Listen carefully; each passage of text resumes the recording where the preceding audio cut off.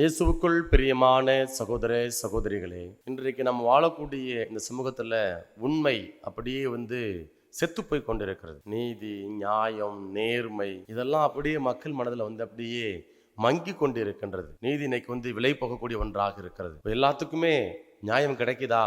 மிகப்பெரிய ஒரு கேள்வி. இப்படிப்பட்ட இந்த வேளையில இன்றைக்கு ஆண்டவருடைய வார்த்தை நமக்கு சொல்லுது, ஆண்டவருடைய வார்த்தை உண்மையாக இருக்கிறது. இன்னைக்கு பலரும் என்ன பண்றாங்க அப்படின்னா, அப்படியே திரிச்சு பேசுறாங்க. ஒருத்தரை பத்தி சொல்லணும், அல்லது கடவுளை பற்றி பேசணும், அல்லது ஒரு நிகழ்வு பற்றி விளக்கணும். என்ன பண்றாங்க? அப்படியே உண்மைக்கு புறம்பாக திருத்தி பேசக்கூடிய ஒரு நிலை. ஆனால் ஆண்டவருடைய வார்த்தை சொல்லுகிறது, ஆண்டவருடைய வார்த்தையே உண்மை.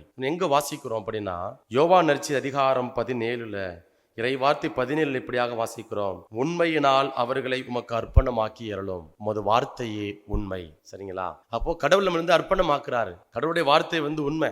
அந்த வார்த்தையை வாசிக்கிறப்ப நம்ம கடவுளுக்கு அர்ப்பணமான பிள்ளைகளாக வாழ்றோம். அப்ப நம்ம என்ன செய்யணும் அப்படின்னா, அந்த வாழ்வு தரும் நீதியை, நேர்மையை நமக்கு வழங்கக்கூடிய இந்த இறை வார்த்தையை பற்றி கொள்வோம். இந்த இறை வார்த்தை கொடுக்கக்கூடிய அந்த நீதியான உண்மையான வாழ்வை பெற்றுக்கொள்வோம்.